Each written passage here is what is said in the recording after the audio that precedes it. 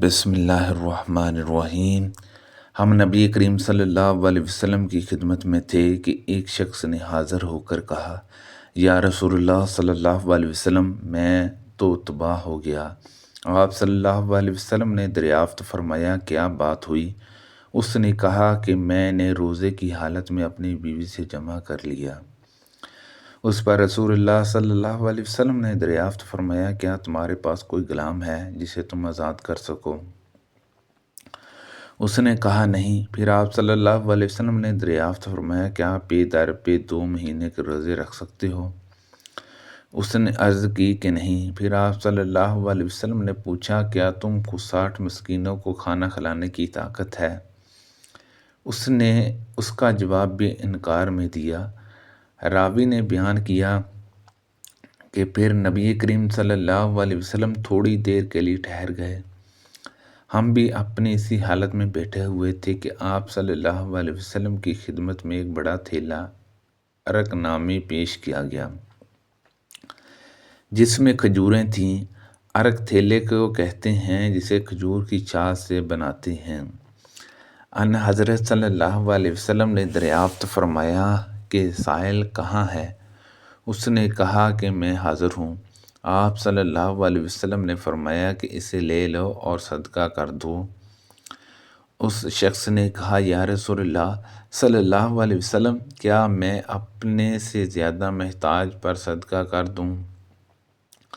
باخدا ان دونوں پتھریلے میدانوں کے درمیان کوئی بھی گھرانہ میرے گھر سے زیادہ محتاج نہیں ہے۔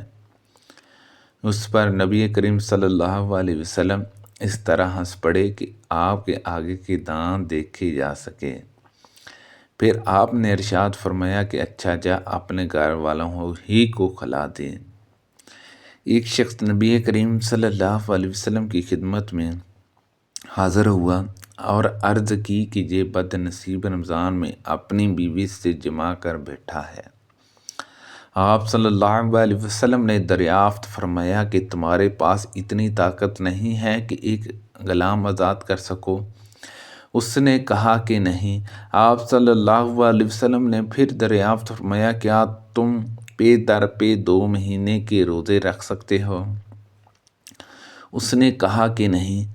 آپ صلی اللہ علیہ وسلم نے پھر دریافت فرمایا، کیا تمہارے اندر اتنی طاقت ہے کہ 60 مسکینوں کو کھانا کھلا سکو؟ اب بھی اس کا جواب نفی میں تھا۔ راوی نے بیان کیا، پھر نبی کریم صلی اللہ علیہ وسلم کی خدمت میں ایک تھیلا لایا گیا جس میں کھجوریں تھیں۔ عرق زنبیل کو کہتے ہیں۔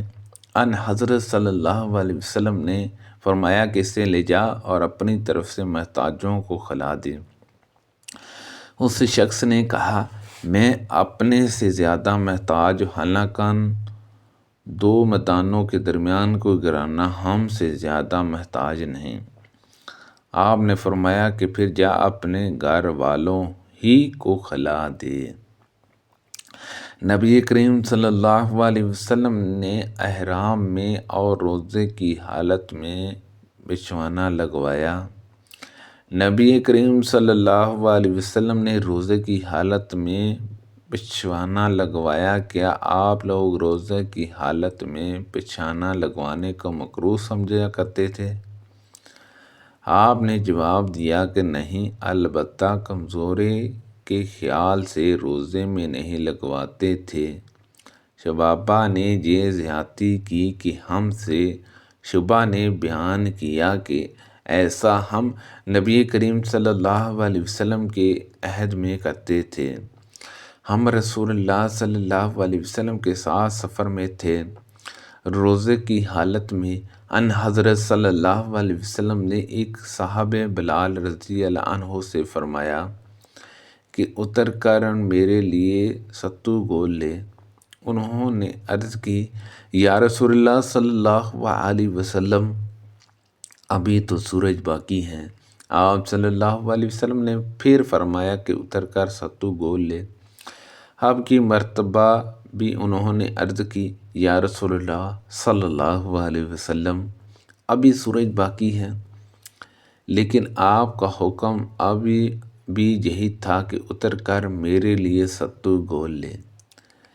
پھر آپ صلی اللہ علیہ وسلم نے ایک طرف اشارہ کر کے فرمایا کہ جب تم دیکھو کہ رات جہاں سے شروع ہو چکی ہے تو روزے دار کو افطار کر لینا چاہیے۔